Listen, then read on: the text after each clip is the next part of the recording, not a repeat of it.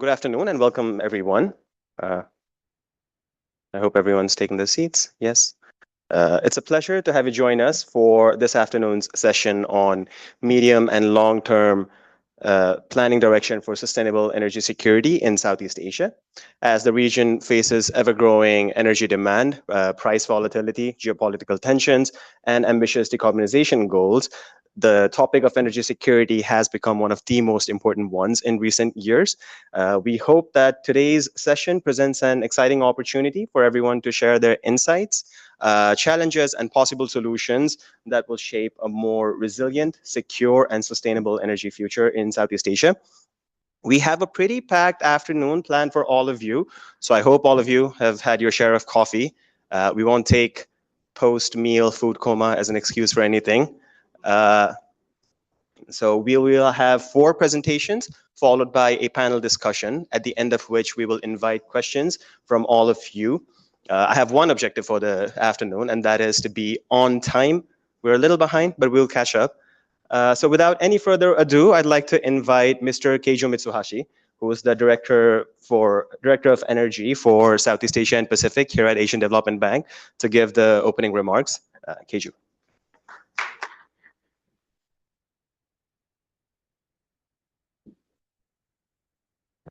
Well, thanks, Roman, for introducing me. Distinguished guests and ladies and gentlemen. Well, now I have to look at both sides. This is a bit difficult situation. So if I don't pay attention to one side, please let me know. I just want to. So welcome to this timely and important session on the sustainable energy security planning in Southeast Asia. Southeast Asia has been experienced remarkable growth. The region has accounted for the 11% of the growth in the global demand for energy since 2010, and the power demand is expected to triple, by 2050. And this progress happens alongside with deepened vulnerability in recent time. And the power demand is increasing very fast, and then the demand through the new investments such as data centers, they are very power consuming industry, and these have to be taken into account when you look at the power demand in the future.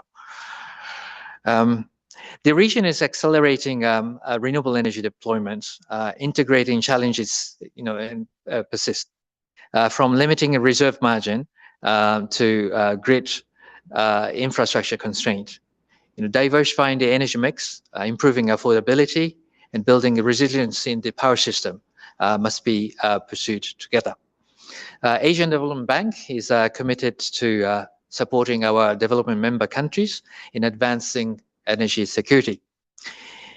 In addition to national actions, we understand that enhancing the regional interconnectivity is essential for ensuring the energy security and flexibility. The ASEAN Power Grid offers a transformative opportunity to address the energy trilemma, ensuring the reliability and affordability and sustainability. By connecting markets, sharing resources, and improving the flexibility across borders, ADB is deepening its collaboration with ASEAN member states and to strengthen the interconnections infrastructure, expanding domestic grids, and accelerating the investments in clean energy. Southeast Asia's long-term energy security will depend on the coordinated regional response, one that leverages innovation, investments, and integrated planning. Today's session provides a valuable opportunity to share national perspectives, identify shared challenges, and explore practical solutions. By working together across the borders and sectors, we can help shape an energy-secure, sustainable future for Southeast Asia. Thank you, and look forward to a rich and solution-focused discussion with the distinguished speakers, panelists, and all the participants at this venue today. Thank you.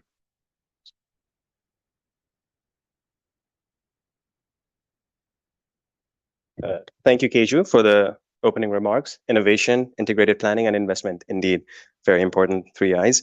Now, moving on to our presentations.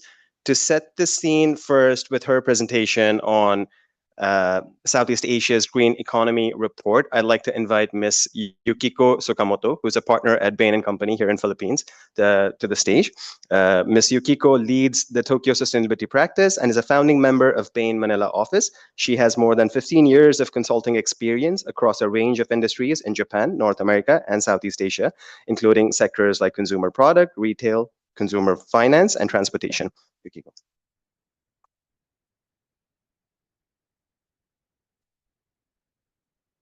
Bit high for me. Hi, thank you so much for this opportunity. Thank you for introducing me, Mang. I'm Yukiko. I'm a partner at Bain & Company. Bain & Company is a consulting firm. We typically work with the private sector, and in that realm, we have been working quite a bit with private companies on how would they be able to capture the opportunity on what we call green economy. So today, I wanted to introduce some of the insights from our latest Green Economy Report. We do this every year. This is our 6th edition. And to have an honor to have this presentation in front of a very distinguished guest. So thank you so much for inviting. So let me start.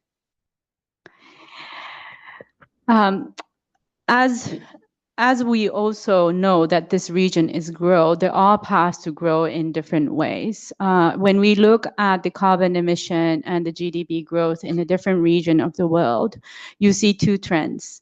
On your right, you see Southeast Asia 6. This is a combination of Indonesia, Malaysia, Philippines, Cambodia, Singapore, and Thailand. Where you see a strong correlation of GHG emission and GDP. Now, this is quite understandable given where the economy has started. When you look at a mature market like Europe, where you actually see a decoupling of GDP growth and emission, when in fact the emission is starting to come down. Then in the middle, second from the right, you have China, where they actually started to widen the gap between the GDP and the carbon emission, which is quite an inspiration to have in mind. That actually shows that the growth is not always equal to higher emission, that there is a way to decouple this. Now, what has China done? Sorry for a busy slide, but if you look at the left-hand side, you see green investment of close to 700 billion from China. This is only 4 percentage point of their GDP, I remember. And this is purely around their renewable investment. But the scale is quite immense, right? In terms of percentage of GDP, but also the absolute number is quite astonishing compared to what you see in a similar time, the 38 billion across Southeast Asia. It is also smaller in percentage.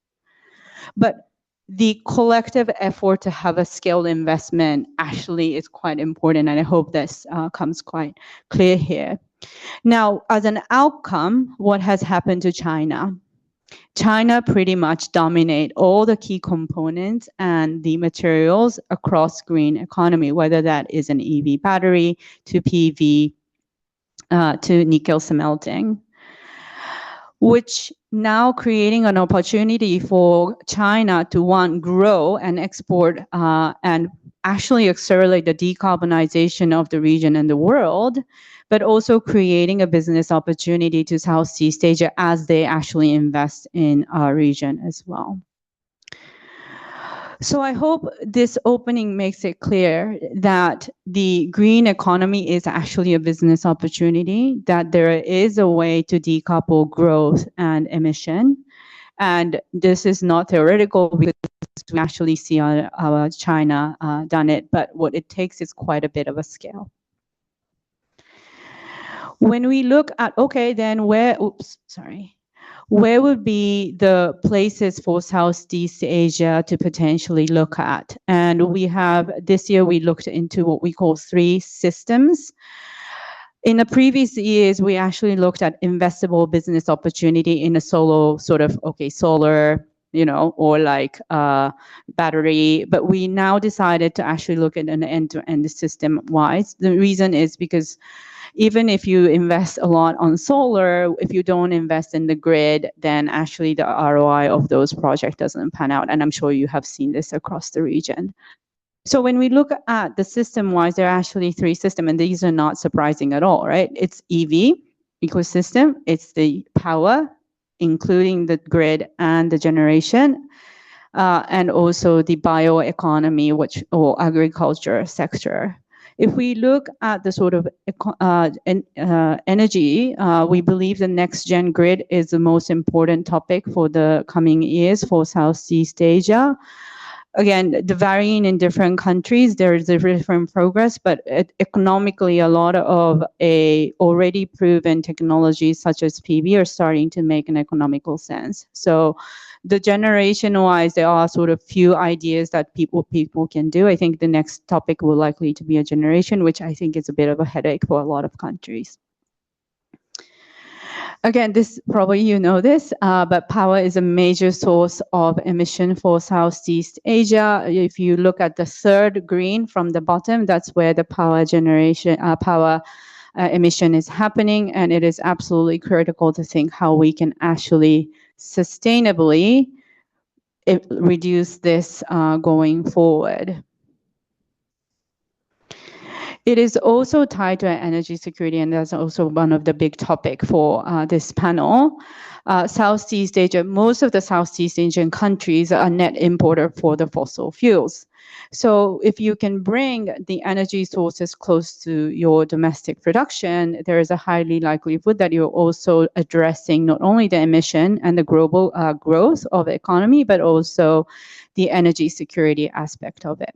Now, there is some exception for this. That is a country with the orange that is exporter for some of these. Now, let me double down on sort of the grid and where we believe is a critical and no regret move for the going forward as we push this agenda. One is grid planning, which is a very obvious thing, but not every country have nailed this. And this is not an easy task, actually quite complex. UK took more than 2 years, I think, to actually do this. There's a lot of scenario planning, long-term planning that needs to go into it, but that's actually a very critical factor, making sure that you are dispatching a scarce resource in the most effective way, right? You are not building grid on a places that doesn't matter, or you're wasting your grid on a old technology. So those are the things. And the next is the technology part, which is the next generation upgrade. So as we upgrade, there are sort of shoots of new technologies that are coming off, such as superconducting, which I think some of you are very familiar of, and I have to admit I'm not an engineer, but it has proven to increase the capacity for up to 5x with the same sort of infrastructure. So the cost of investment here will be likely to be low. So how do you actually utilize an existing asset is a very important question, as we struggle to allocate the capital in the most efficient way. Battery, likely as PV has come down quite significantly in the cost, and with recent China US tariff, we have actually seen PV price even come down faster in the last few months. We believe battery costs will likely to follow suit, maybe not as fast as PV, but this is probably another place where we really need to build out, as a lot of countries are building out solar. Dynamic balancing, as we just talked about data centers, there are ways to allocate energy in a very efficient way, like data centers. Can you actually work during the daytime when the sun is shining? But these supply demand planning is quite critical, and also from the prosumer standpoint, this is also can be an incentive to push for rooftop as well. And then rooftop financing, quite interesting. In some of the countries like Malaysia, I believe is quite advanced already, but for the Philippines, I understand this is quite a challenge still. But economically, a lot of the consumer can maybe able to start to pay off early investment, 5 to 7 years, quite recently with the latest PV price, this can actually go down in particularly somewhere like Philippines. And then the microgrids in an archipelago market, these probably make sense as well. So these are the ideas that we believe will be quite important going forward.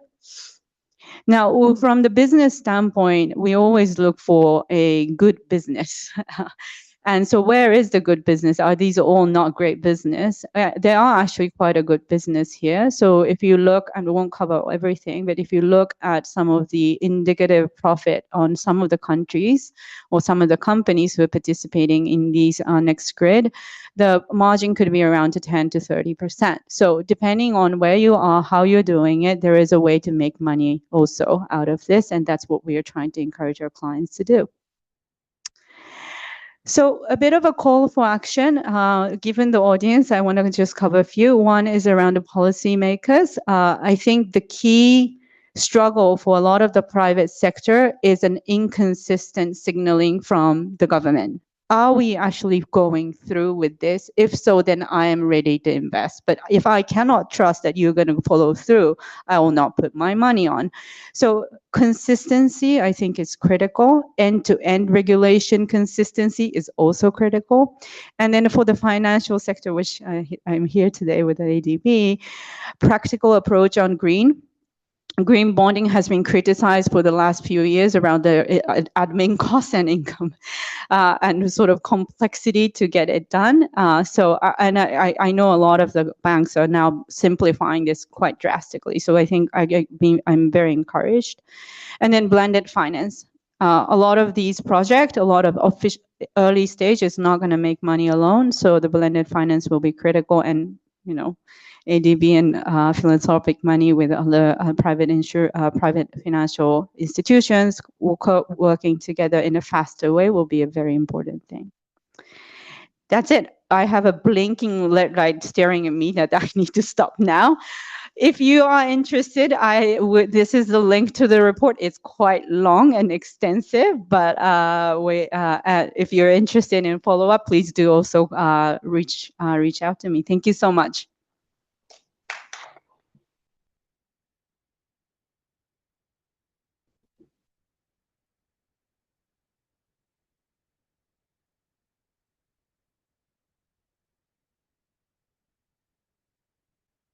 Thank you, Yukiko, for that presentation. And the report indeed is quite helpful. If you could bring back that QR code, if people can scan it, is very helpful. A bit long, but a lot of infographics, so does the work.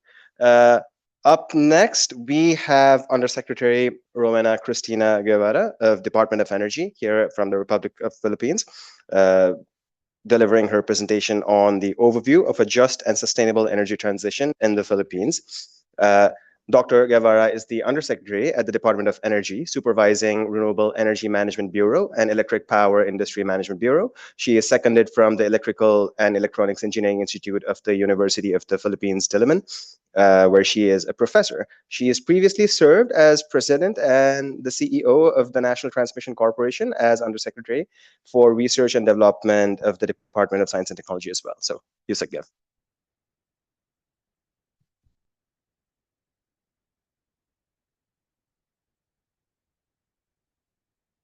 Thank you, Mang. Yukiko, Yusuf, Chair, our friends from the ADB, ladies and gentlemen, a pleasant afternoon to all of you. I'd like to thank the Asian Development Bank for inviting the Department of Energy to share our plans for a just and sustainable energy transition. A local company, ASEN, successfully implemented the world's first market-based energy transition mechanism, which will enable the retirement of the 246-megawatt South Luzon Thermal Energy Corporation coal plant. The coal plant's operating life of up to 50 years will be cut in half, as ASEN commits to retire and transition the plant to a cleaner technology by 2040. This will help avoid or reduce up to 50 million metric tons of carbon emissions. And funding for this ETM came from two local commercial banks and the government service, GSIS.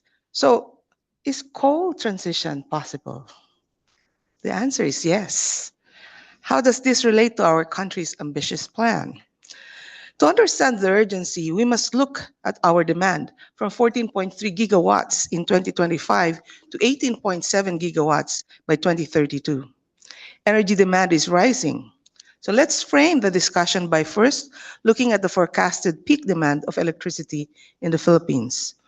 Overall, the total peak demand is expected to increase significantly over the next decade. For 2025, the demand is approximately 14.3 gigawatts, and it is projected to rise to 18.7 gigawatts by 2032. Looking at this rate, the call and need for energy transition is more imminent than ever. The energy sector is a 3.3 trillion peso industry, and as of March 2025, current players are shown here. Transitioning to cleaner energy will require 28 to 31 trillion pesos in investments, but it will generate over 2 million green jobs, supporting both infrastructure and our workforce. The DOE has laid out 6 energy transition strategies. I will discuss them one by one. To accelerate renewable energy development, we streamlined the permitting and consenting process through the revised Omnibus guidelines. We also opened renewable energy to 100% foreign ownership, covering solar, wind, biomass, and ocean. We have enhanced the renewable portfolio standards, the Green Energy Auction Program, the Green Energy Option, and competitive selection process. As of December 2024, RE generators can now trade renewable energy certificates in the RE market. We're happy to share with you that to date, we have awarded a total of 1,411 renewable energy contracts with a potential capacity of about 153.8 gigawatts, with currently an installed capacity of 6.9 gigawatts.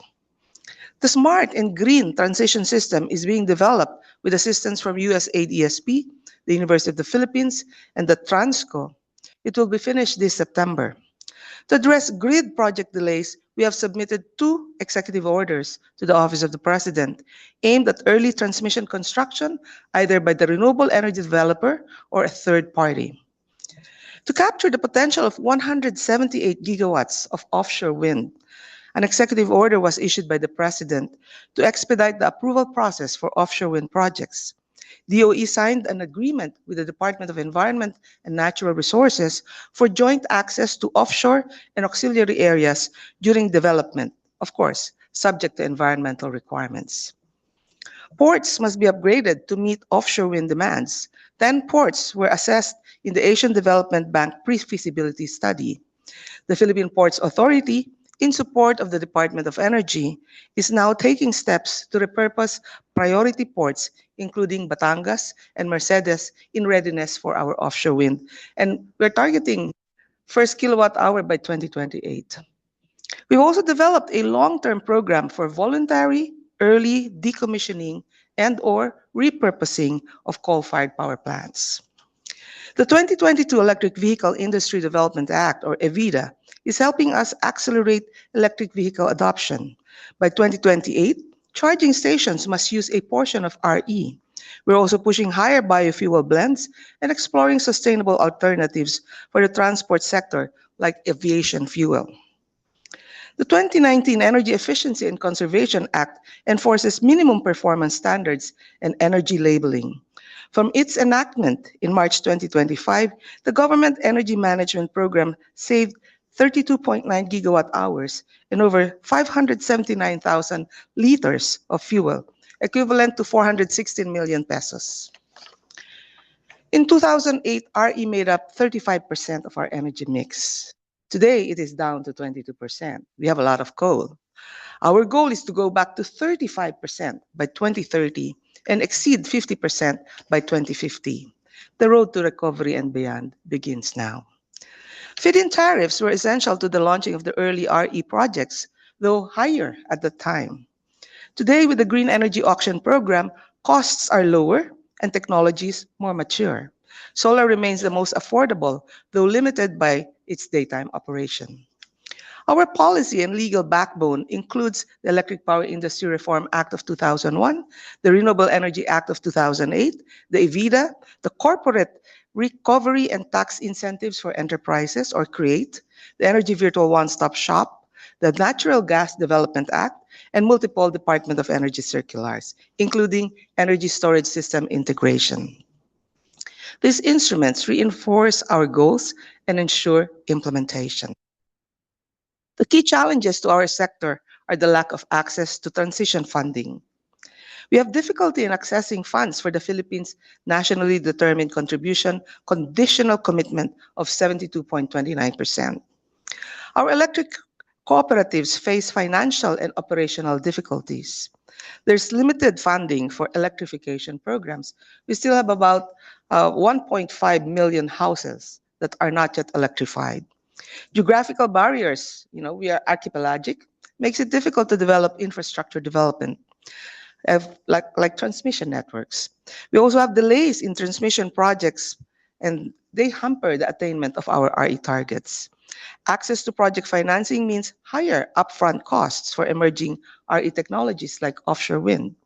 Intermittency of solar and wind RE technologies put a strain on our grid. And of course, passage of priority bills and legislative and legal actions take time. We hope to learn from our ASEAN neighbors how these challenges are addressed in their jurisdiction and how climate finance institutions can truly help us. There are 3 scenario targets for the Philippines. First is the reference scenario, which targets 35% RE by 2030 and 50% by 2040. Then there's the clean energy scenario, which has high RE with low offshore wind, plus nuclear, plus coal repurposing. And CES 2 is like CES 1, except that we will be targeting, instead of 19 gigawatts, 50 gigawatts of offshore wind by 2050. Overall, sectoral targets are usher total primary energy supply to energy transition by achieving decarbonization of the TPES beyond 2040. The share of clean fuel for CES 2 will reach 70% by 2033, 11 years ahead of reference scenario, and 5 years for CES 1. This is due to higher share of RE and gas in energy mix of the clean energy scenarios compared with the reference scenario. In conclusion, energy transition cannot take place overnight, and this should not be separated from the archipelagic context of the Philippines, which presents challenges. There's also clear recognition that fossil fuels will have a continuing role in the country's energy mix while transition takes place. Access to transition finance will serve as catalysts in driving economic growth, creating more jobs, upskilling the workforce, and improving the quality of life of Filipinos.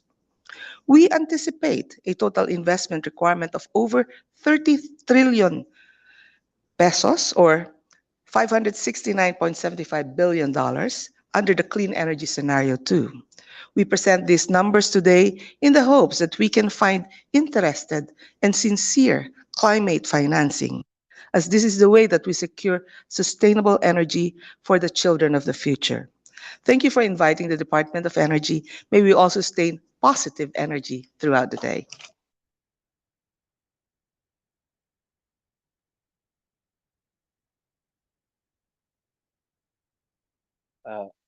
Thank you, Yusek Gev, for that presentation.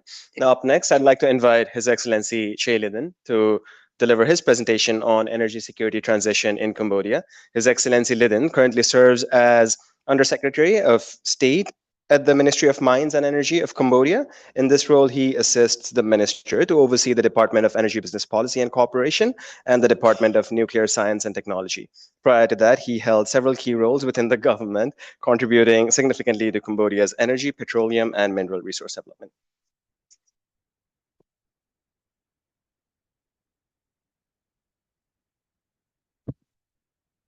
Thank you for your kind introduction. A very good afternoon to everyone. Thank you, ADB, for having me, and then also the invitation to ASEF this year. Again, I am the Undersecretary of State for the Ministry of Mines and Energy of Cambodia, and we are a ministry that, similar to any other energy ministry in other country, we oversee 3 sectors. One is in energy, obviously, electricity. Second is on minerals and mining, and last but not least on oil and gas as well. So I didn't prepare many slides, but I'm going to talk through on some of the key things that what are the situation in Cambodia in terms of energy landscape, and then what is in our plan in the, both medium and long term. So briefly speaking, without going deep dive into that graph too much, I just want to say that I think post-COVID, or even we started before that, in 2019, we experienced some energy shortage, and that's due to a very big demand. And therefore, our PDP have to revise. And we think it was an opportunity also, again, very similar story to the Philippines. In 2022, we have roughly about 60% of our energy mix with renewable energy, and that mainly just hydro and solar, and about 30% is coal, and then the rest we also import from our neighbors. In Cambodia's story, I mean, ADB can be both a witness and then also a big help push. In early 2000 when our infrastructure was not ready, we were starting import from Vietnam, and then also we rely heavily on heavy fuel oil generation. But then, by 2016 or so, we have our first solar project, 10 megawatt, with the assistance from ADB, and the rest is history. Now we have almost about 800 megawatt of solar. So, in terms of energy security, of course, as a policymaker, we get hit a lot from the public. It's like, why does Cambodia have to import from our neighbors? And I have to tell the story, why is importation play a significant role in, I don't want to say low hanging fruit, but almost like, if it makes sense to bring in a cheaper source of energy, why should you, create the generation within your country with all the constraint and priority that the government have? So that is our story. But then we're not satisfied there. With our PDP, that ADB has been helping us, we charted our course to 2040. And again, we are a smaller country. I think the demand in Cambodia may be, 1/3 of what the Philippines is facing. We are a smaller population, smaller country, and geographically speaking, we are also not landlocked as Laos. We have access to the sea, but we also have two big river systems also, and that's kind of set the stage on, where we're looking at in terms of the energy generation mix over the next, both medium and long term. So as of last year, October 2024, we approved another 23 project that is in line with our PDP, and that mainly in our solar, wind, biomass, as well as another LNG plant, and the first pump storage hydro for Cambodia. Later on, I will be speaking that with more additional variable renewable energy sources in the energy mix, it creates both opportunity and challenges. Opportunity in the sense that, obviously it can bring a lot of investment. People want to invest in clean energy. That's just, an easy way, just kind of follow the trend. But the challenge would be, what is the backbone to support the, base load for those VRE that is coming in? And again, I think the presentation by Bain earlier about grid and investment in grid, all that, and policy certainty, policy consistency.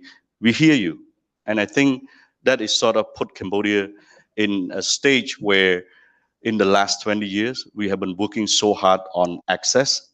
The story is in early 2000.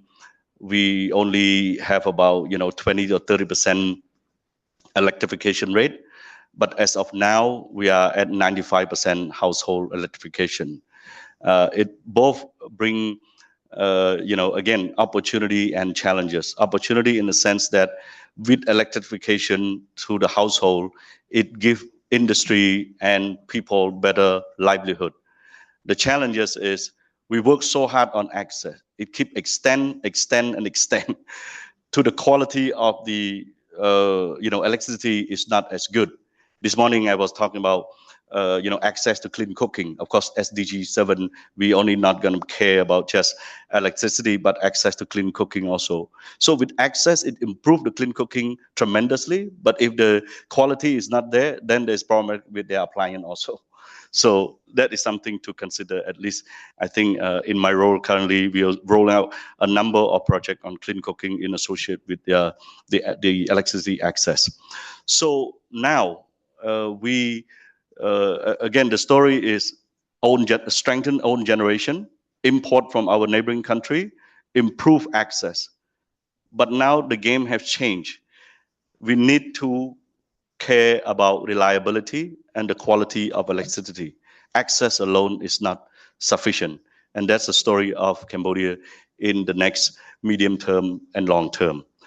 The story of reliability essentially meaning we want to maximize in terms of our generation in renewable sources, but at the same time, the backbone of renewable energy sources is load efficiency that I mentioned earlier.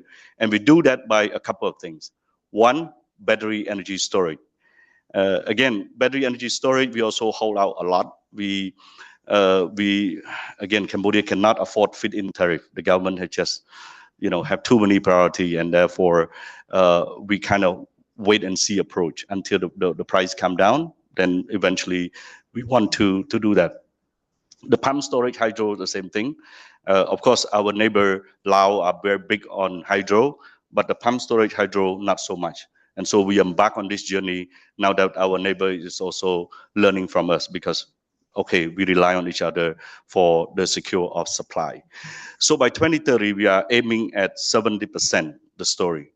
Of course, we're also looking at early retirement of our coal power plant as well. That is with the assistance of the ETM team. Yesterday, I gave a similar, talk about that. But that's just essentially the current situation, the medium term and the long term for Cambodia energy situation. Next, I'm gonna spend time on, discussing about the strategy or how we're gonna go about and do it. Earlier, I mentioned that we're very focused on renewable, and beside the PDP that the ADB are assisting us with and keep track on that. The ADB also assisted us with the national energy efficiency policy that would take us to 2030. And like any other energy efficiency policy, follow the IEA common practice, ADB common practice in other countries in the region. We were focused on industry, building, transportation, as well as household appliance. So again, we understand that energy efficiency is a low-hanging fruit. It's a hidden resource that we need to work on. And with now we have the policy in place. We do have some financing mechanism coming in place from ADB, UNDP, World Bank. It's a great thing to have. It's something that I'm very excited over the next 5 years or so, trying to roll out that program from standard and labeling to all the others.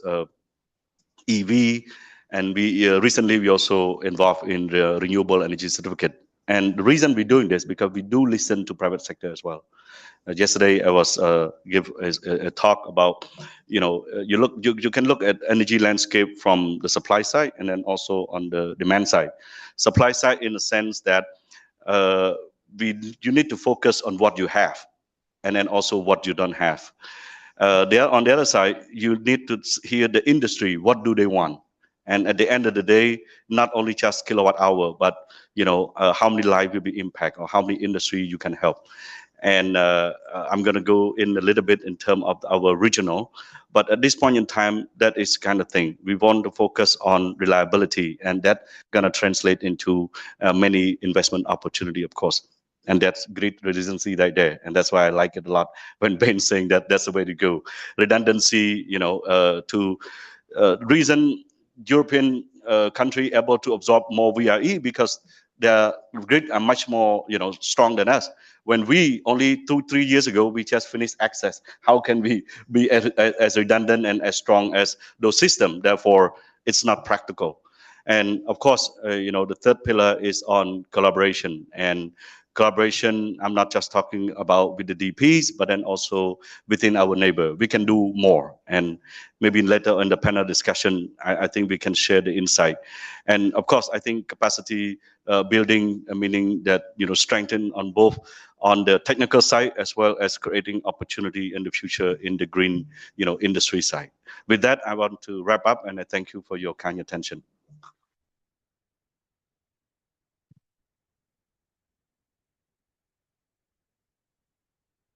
Thank you, Excellency Lidin. Indeed, ADB has long been a partner for Cambodia, and we hope to keep continuing this partnership in the coming years as well. Thank you.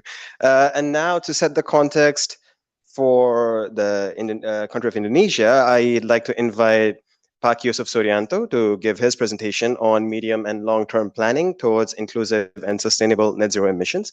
Pak Suryanto is the Director of Transmission, Electricity and Aerospace at Indonesia's Ministry of National Development Planning, where he has dedicated over 20 years of involvement in the national development planning with a current focus on energy and electricity planning.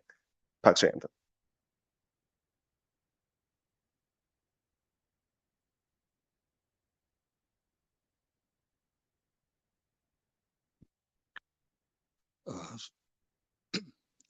Thank you. Good afternoon, everyone.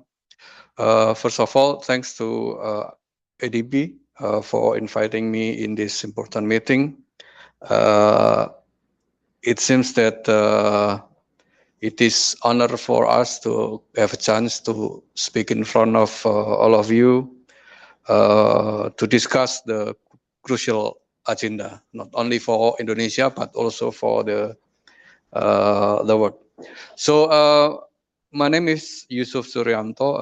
I'm coming from Ministry of National Development Planning,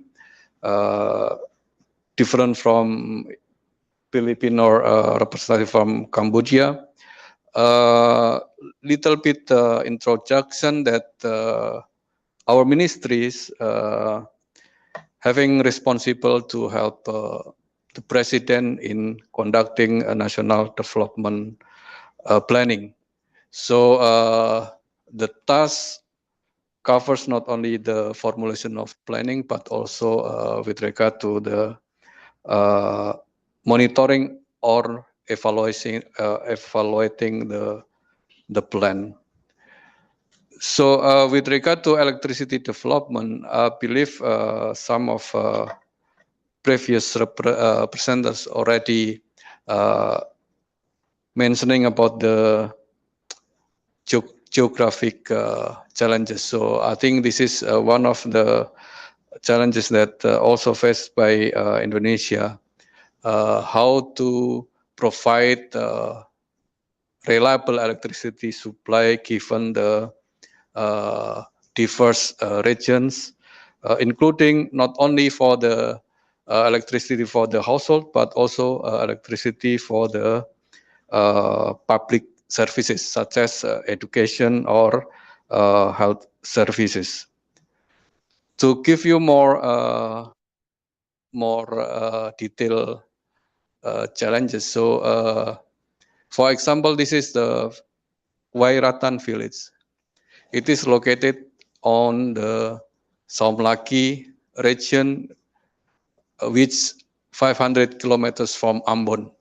Hopefully, you can have imagination with this picture. And Ambon itself is around 2,500 kilometers from Jakarta, the capital of Indonesia. So the challenges is there.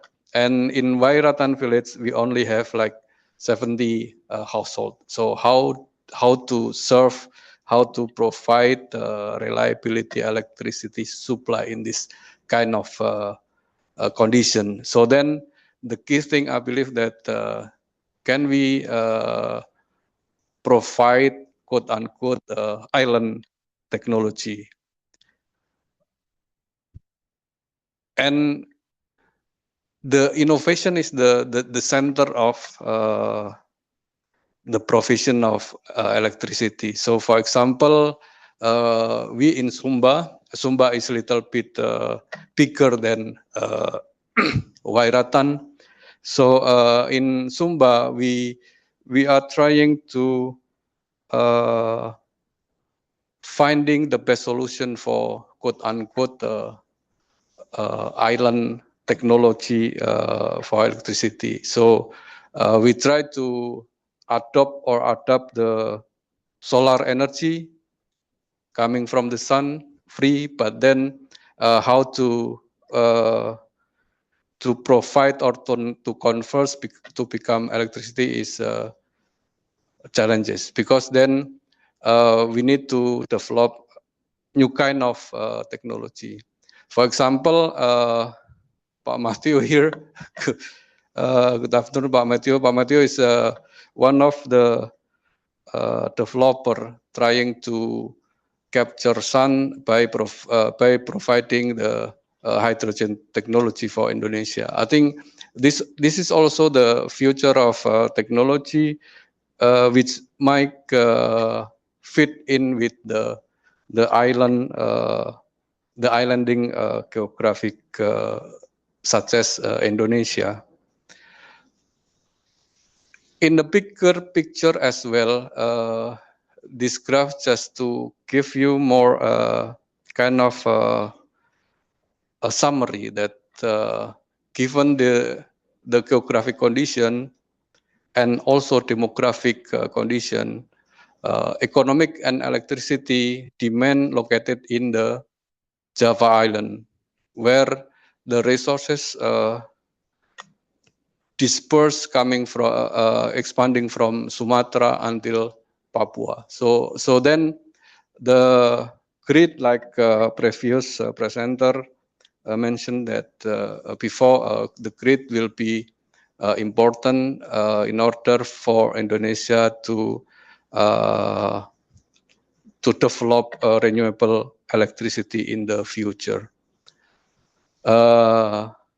And with that, in Indonesia, Bappenas is responsible to formulate the national development plan, which will be guidance for the land ministries in implementing or in developing the strategic planning.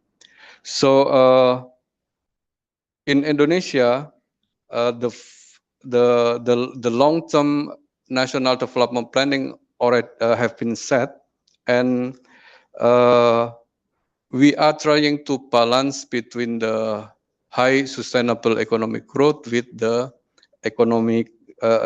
environmental sustainability. We also already formulate that we need to pursue the pathway to the acceleration of a just energy transition. We also consider the global commitment to reduce greenhouse gas emission, and Indonesia already ratified the Paris Agreement. And as well, the last but not least, the sustainable development goals also becoming our consideration. So guided by the long-term plan, the medium-term planning in Indonesia emphasize actually on 8 national priorities, where the electricity development will support at least 3 priorities.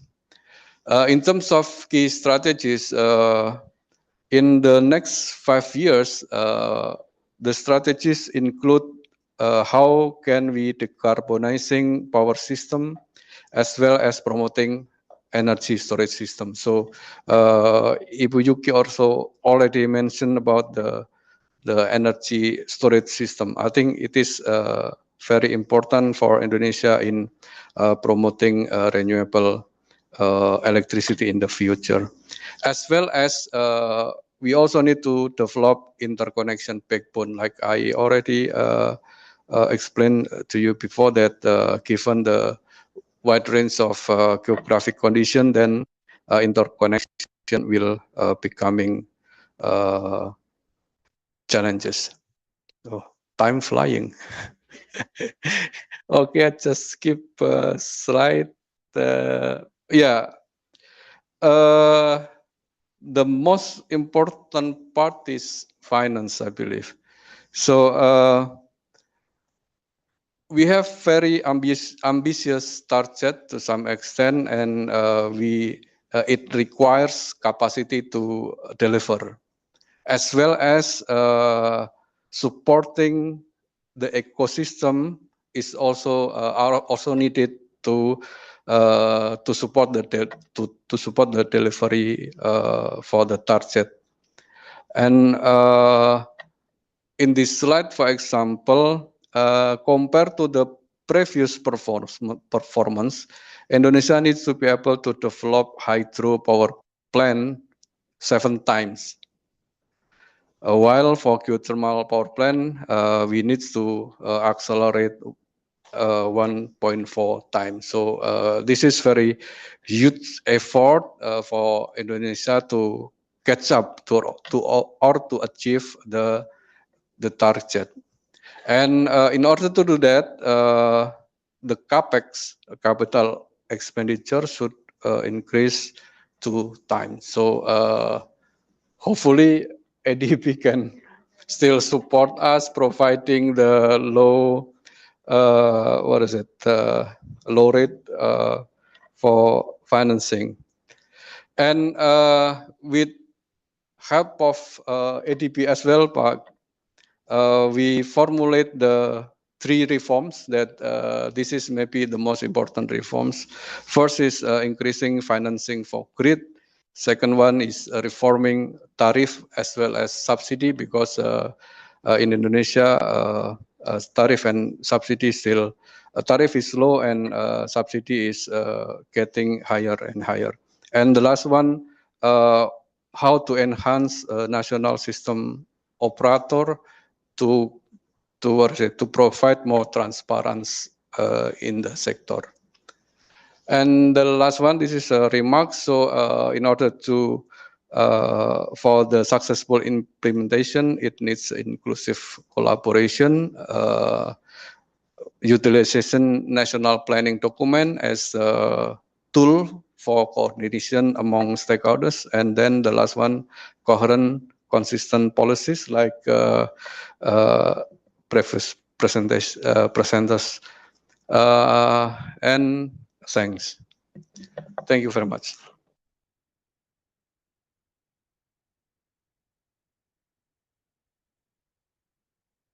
Thank you, Pak Yusuf, for the presentation. Now we move on to the panel discussions. To moderate the panel, I'd like to invite my colleague Chitra Priyamboro to the stage. She is a senior energy specialist here at the bank. Chitra, please. And I'd also like to request all of our keynote presenters to join Chitra at the stage as well. Yusuf Gev, Ms. Yukiko, Pak Yusuf, and Excellency Ridin, please.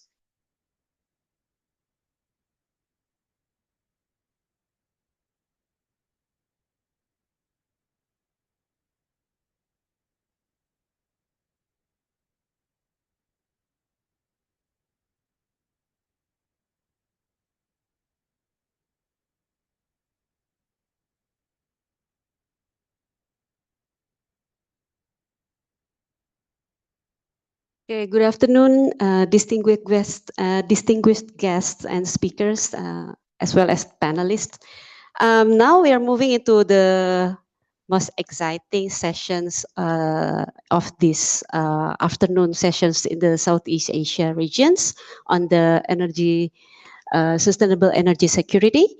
We have heard the background setting on the roles of green energy in the clean energy in the green economy, as well as what are the challenges basically to have a reliable energy security using the clean energy, and how to enhance or how to increase this clean energy share while maintaining the reliability and security of the energy for the people.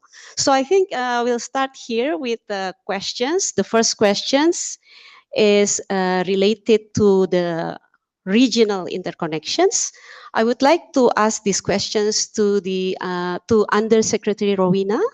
His Excellency Chair Lidin and the Director Yusuf Suryanto.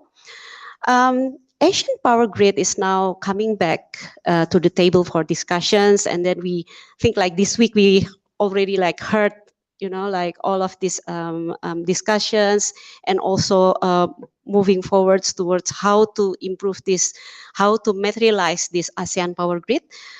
What would be the potential bottleneck to promote cross-border grid interconnections in ASEAN?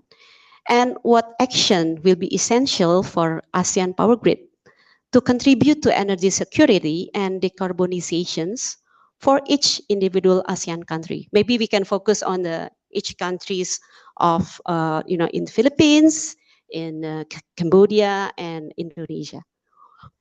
Maybe we can start with Undersecretary Romina.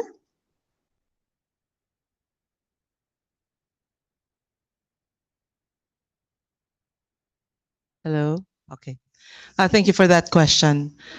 When people think about the grid, they think about some physical connection, you know, submarine cables and all that.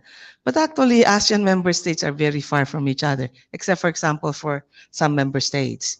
So I think that first, we must rethink what an Asian power grid is, that it is not necessarily a physical connection, but it can always be a trading or market collaboration. And to do that, step one would be to make sure that we have coherent and similar policies for the market.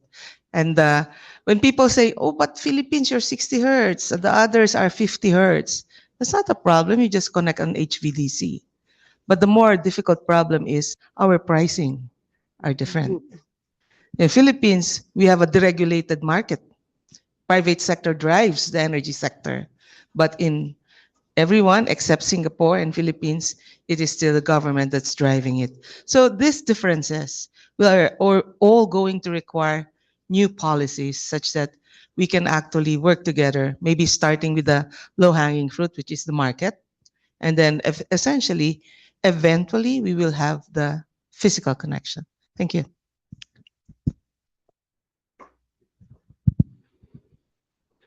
Yeah, thank you for the question. I think for anyone's in the room here, of course, I think whenever we talk about APG, or at least in my involvement with ASEAN in the last 15 years off and on, I've been hearing this initiative a lot in various avenues. To a certain extent, I agree with Undersecretary of Energy of the Philippines that ASEAN is not EU. ASEAN is not, unlike any other region. We do have our unique, and I often said this in other forum as well. I said, we both cooperate and compete almost at the same time, depend on which sector or depend on what instant. And so the idea of ASEAN Power Grid is very ambitious when we look at the interconnectivity. Of course, we understand like the European Union's model, what are the pros and cons. And we see the value in there. We've been in discussion, and even under ADB, we have the GMS, the Greater Mekong Subregion, which take at the sub-regional level interconnectivity between land-based, such as China, Laos, Thailand, Cambodia, Myanmar, and Vietnam, and all that. Those can be implemented, but again, APG versus regional power trade. Sometimes we also could not get into agreement. But the point I'm trying to make is this. I think as of last year, when we had the last AMEM, ASEAN Energy Minister meeting in Laos PDR, as a chairman, my minister having taken on a new role in a new term, he has mentioned two things. One is he wants to bring the APG not back, but how to reinvigorate it so that we can get it to the next level by, set an ambitious such as the subsea cable from Cambodia to Singapore. That's one. Second is to bring ADB on board to look at the financial mechanism. Of course, this is still under APG scheme. It's not perfect, but in the past it has been piloted before, like the LTMS, Laos, Thailand, Malaysia, Singapore, where they got they don't call it power trade, but that power exchange, meaning that it's only Singapore buying from Laos, but to pass through all the different transmission line to uncover what are the lessons learned. And again, we can sit here and discuss about policy. We can discuss about regulatory. We can discuss about the technical issue. But the point I'm trying to make is it's political will. Our leaders need to really get together and said, we need to make this happen. The epicenter of growth, the need for energy will be places such as Singapore, Malaysia, Indonesia, Thailand, and the center of supply, renewable, clean energy will be in places like Laos and Cambodia. But how do we get that electron moving one way or another? So my take, again, political will, we need a different way of thinking, a very creative financial mechanism, some certainty so that private sector can come in. Recently, during the keynote, I also hear about the Latin America interconnection. We'd like to hear more. I mean, those successful stories, maybe we can replicate in this region as well. Without further ado, I'm sorry. Thank you.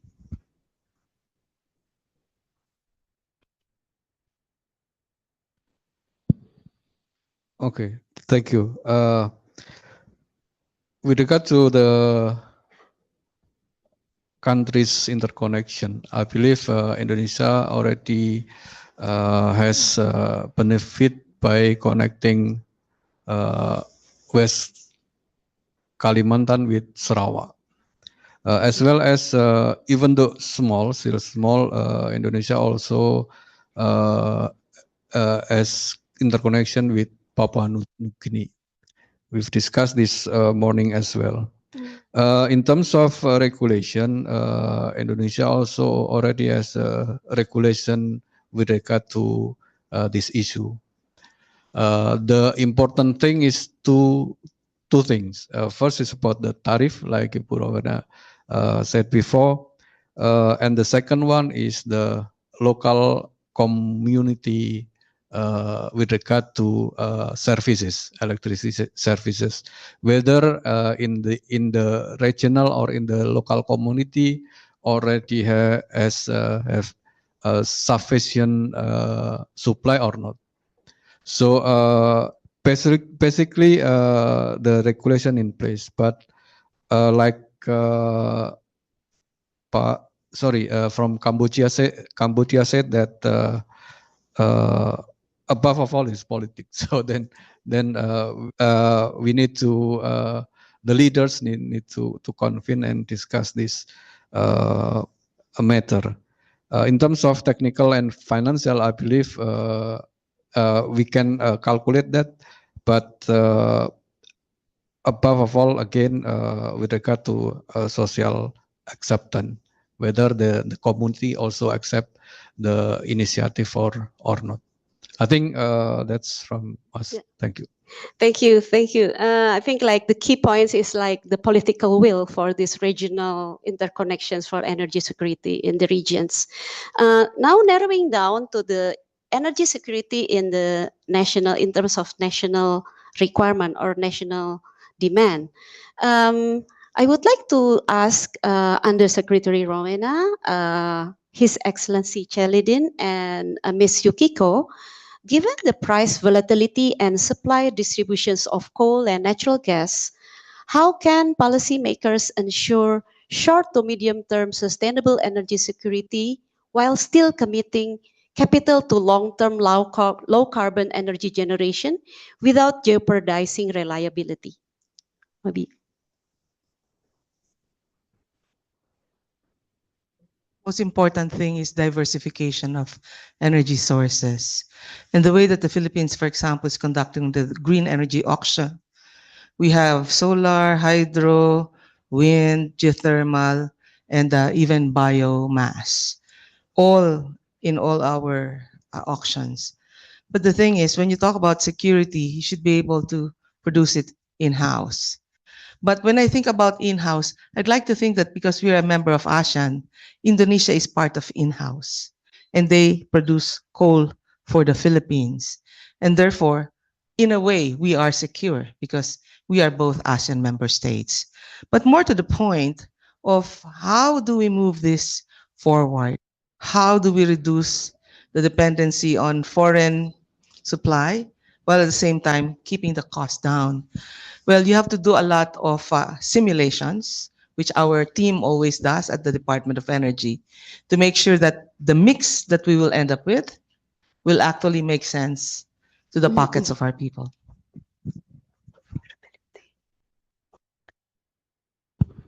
Again, I think Undersecretary Robina being the first speaker, she hit on a lot of points about diversification and importation, such as coal from neighboring Indonesia. Cambodia's story is, same but different, I guess. We do import all our coal from Indonesia as well to, again, our load base. But we also importing electricity from our neighbors, like I was telling the audience in my keynote earlier. In terms of energy security, we wish to say that as a member state, we can rely on one another, but things happen in terms of the supply chain.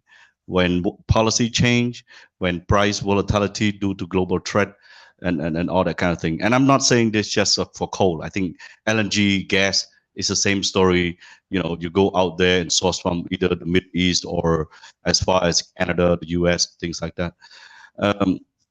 Again, the answer is, I'm not saying it's short and simple, but it should go back to the basic, where you look and assess what is your capabilities domestically available, because this is the constraint that you have. You cannot pick and choose, where, even like pump storage, hydro is very geographical, dependent. It's very fortunate to have, but what other solution? Yes, we can bring the VRE solution into the system. Modeling is a must, because otherwise you don't want to bring any grid instability, to the system. Even when we incorporate battery energy, storage. Cambodia, if you look at the population and the land ratio, very fortunately, I mean, we still have a lot of low land available for solar, and our weather, we've been blessed with the tropical, sunrise and all that, where the rainfall and the sun are very predictable. So in terms of security, again, VRE plus energy storage system, whether it's pump storage or battery energy storage, that is something that Cambodia is looking from both the securities of supply as well as keep the cost down, so that we can be and remain competitive in terms of economic in our manufacturing sectors, at least. Thank you. Ms. Yukiko, maybe based on your research experience? Sure. This is actually a multi sort of layered, I think, question. One is, if you look at the long term, how do you avoid volatility? And I think a lot of the renewable energy solutions actually allowing a lot of the countries to be a bit more independent. So that's one solution, right? Like to reduce volatility, actually investing in renewable makes a lot of sense. Now, in a more short term, there are investment that is going, and lightly so, to LNGs, for example, as a transition energy. And to be fair, like it could actually stay for quite a long time because it's a great intermittent technology as well. Then the question is, how do you actually then accept as an economy on the potential volatility of LNG prices, because it has shot up after the Ukraine invasion, and everybody has suffered from it. I think there are sort of black swan type incidents that you cannot plan for it, but I think one is to be sort of have a buffer around it. For the government standpoint, or at least in the Philippines, a lot of the electricity prices are just transitioned into the consumer.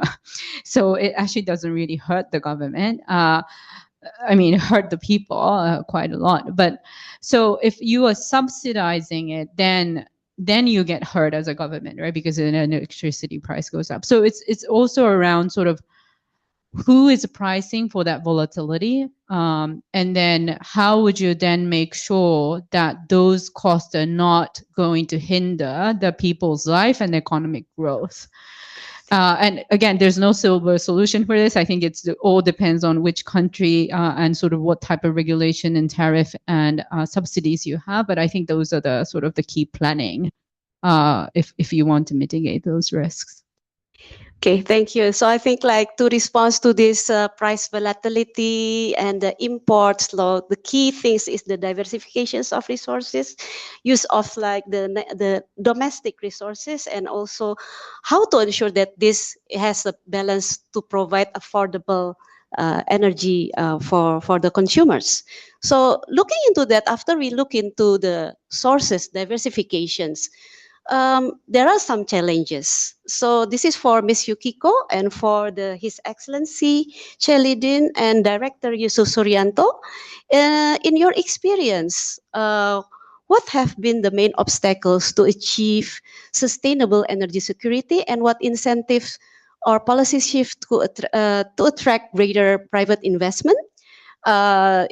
Such as for the investments of those diversifications and clean energy, for the renewable energy integrations and grid scale storage, and maybe later on to the cross-border transmissions. So maybe we can start with Ms. Yukiko.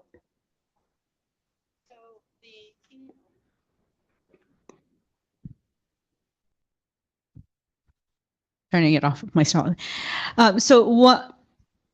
One of the major challenges, and if you see solar as a major success, and the early struggle with solar is economics.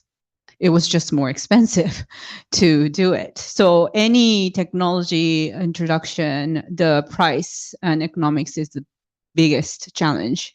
And when the price comes down, then that barriers goes down. And how do you make that happen is you produce at scale. There is a very basic economy of scale. When you have more experience, that's really the price goes down, and that's applied for PV and battery. So I think that is one. So how do you then pick the most probable set of technology, invest behind it to be able to scale? I think that's one. Two, and to add, I think the benefit of doing this as a regional effort makes a lot of sense, right? Because if you're doing in a separate nationwide, you're limited test experience. But if you can actually coordinate regionally, I think there's a lot of synergy around it. And number two is end-to-end policy consistency, right? So you allow more investment to come in for the renewable, but then the land light's super complicated and you need to now be bogged down by the regional government. Doesn't work. So I think the consistency on the end-to-end policies is also very important. Yeah, thank you. To add, I think social acceptance also becoming part of obstacle, I believe, because for example, maybe because of the basic or limited understanding in some area, some region, people also do not like to develop the geothermal, for example, as well as the abundant resource of energy to some extent also becoming obstacle for Indonesia in order to shift to the more renewable energy, because what is it like already discussed, Indonesia has coal resources very big. Previously we also have like natural gas and oil, so to some extent that's disease also becoming obstacle in this case. So and the last to my experience is that pricing mechanism also becoming the obstacle, whether the parties that hurt is government or we choose the people or community will be heard. So I think that's my point. Thank you. So I'd like to address the question in a way that, mention three main challenges and maybe one in terms of what do we do about it in terms of attract the private investment. So the first challenge is essentially have to do with growth and, how to be able to predict demand and keep up. Again, I mentioned about domestic, maximize domestic resources, but essentially it have to keep up also. With that, we also have to look at the legal, and this, we cannot answer to no one but ourselves as a policy maker. I like Undersecretary Rubinas a lot. She said about, streamlining the licensing process. For example, hydro project on average, 5 to 7 years from inception all the way to COD and things like that. We need to do a better job, even utilizing the domestic resource. We, of course, with all the fulfill all the requirements such as the EIA and social impact, or even assessment on that. The third thing is around Cambodia is a net importer, not only coal but then also fossil fuel, oil and gas. Also, we don't have domestic refinery capabilities or facility in that regard. So that's as an obstacle in terms of the pricing and competitiveness of our. The last challenge I would say is around VRE and reliability again, but I'm not talking about reliability not just on the battery energy storage, but even solar rooftop policy that we have put in place. Of course, again, our grid is considered new, junior in a sense. It's not strong, it's not resilient, and therefore we kind of want to do a to approach things in a very gradual way to understand the system better than rather than open the floodgate. But with that, we got hit back with the industry also to say, in other country, they're doing, but again, you look at the news, even state like California already complained there's too much solar rooftop in the system and that impact the system. So again, Cambodia will not take, lead on something, but we just kind of want to do a wait and see approach. My last point is about how to attract private investment. I think Pak from Indonesia mentioned very rightful that there's always a need for finance, concessional loan, low cost finance. Cambodia is no exception. We know that we will be graduating from LDC soon. The target is 2030, and therefore the access to cheap finance will be no more or less to a certain extent. And therefore we passed the law on PPP. We want our PPA to be bankable. We never default on our loan, in the last 25 years with our utility companies. And therefore, using our strength, using the experience that we've been through, leverage that to attract investment and new project to address, again, the energy security and the sustainability aspect of the energy sector in Cambodia. Thank you. Thank you. Thank you. So to attract private investment, the key things which have been conveyed includes the consistency of the policy, and also streamlining the legal and regulations relation to the permitting, and also we need to take into account the social acceptance of the technology itself. And each country have its own method of attracting, but in Cambodia, for example, you try to see how it happens in other countries and how to gradually accept it. I know that the time is in constraint right now, but there's still one more question which is quite interesting for energy security. So this is for Undersecretary Rowena and His Excellency Chelidin. This is about the future source of energy. Nuclear is now back to energy planning horizon in several ASEAN countries, including Indonesia and the Philippines. What are the major challenges to introduce nuclear power, and what bilateral and multilateral assistance, which are essentials? Over to you, maybe. Okay. Well, it's a privilege. So we've been looking at all solutions, and I think maybe some of the people here already hear my stand on this. I think when we talk about energy space, climate change management, sort of everything's on the table in terms of a generation mix, and of course, nuclear. I think again, going back to my experience, at least in the region, is that prior to the Fukushima incident, everyone was kind of there was momentum, obviously. And since then, people have been kind of take a step back, assessing the safety aspect of it. But of course, now with a lot of the talk about decarbonization and the need for nuclear, I sit on the General Conference of the IEA every year, and therefore I get a good feel in terms of where things are at globally. I think even we got a very big effort from places like Canada, US, China, Russia, and all that are very experienced, very matured in this area.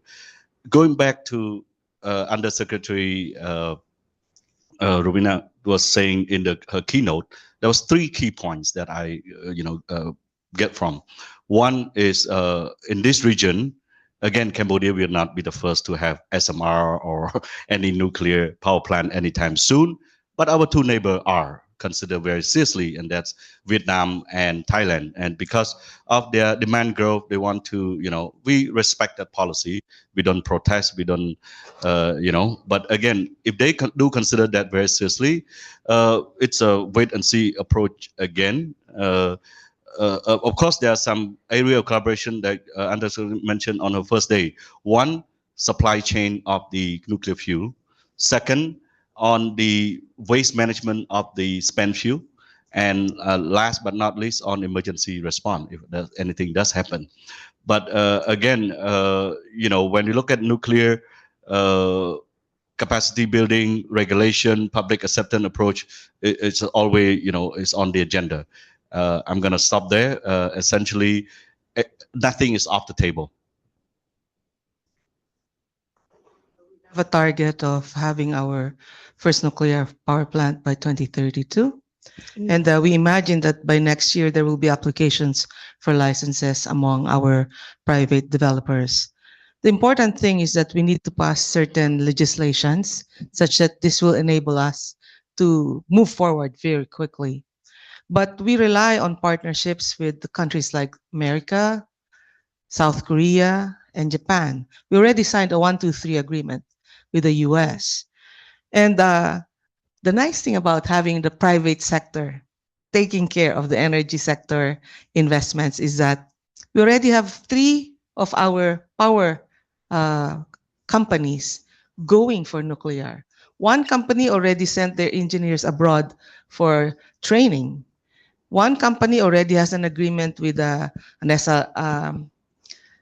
small modular reactor company. So our role as government is to make sure that the enabling policies are there for nuclear to develop. But after everything is said and done, the number 1 requirement is public acceptance. As you know, we have a 40-year-old nuclear power plant that we paid for, but we never operated. We have to learn from that lesson and make sure we don't repeat that.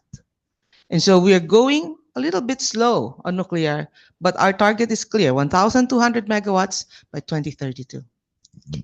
May I also ask Director Yusuf Suyanto, what about the Indonesia planning? Because I know that in the RUKN and RUPTL, the nuclear is also like in the horizon. Yeah, nuclear power plant already part of our planning.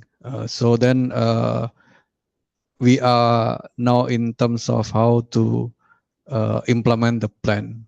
So like Undersecretary Rana said that some legislation may be needed to accelerate the development. But in terms of experience, I believe Indonesia also already has experience in managing the nuclear reactor, even though only for the research right now. And based on the IAA, that Indonesia, in terms of ASEAN countries, one of the country which ready to implement the nuclear power plant. There are two things, if I'm not mistaken. First is about the government commitment, and the second one is about again public acceptance.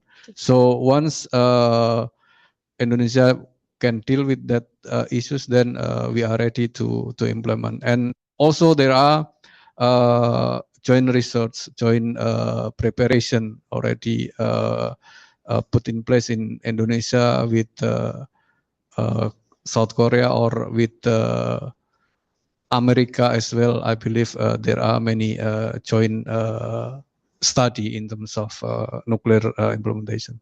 Thank you. Thank you. So public acceptance is the key. Yeah? Okay, thank you so much for your for these interesting discussions. Maybe before we go for a break, I would like to allow maybe like one questions from the audience. Any questions?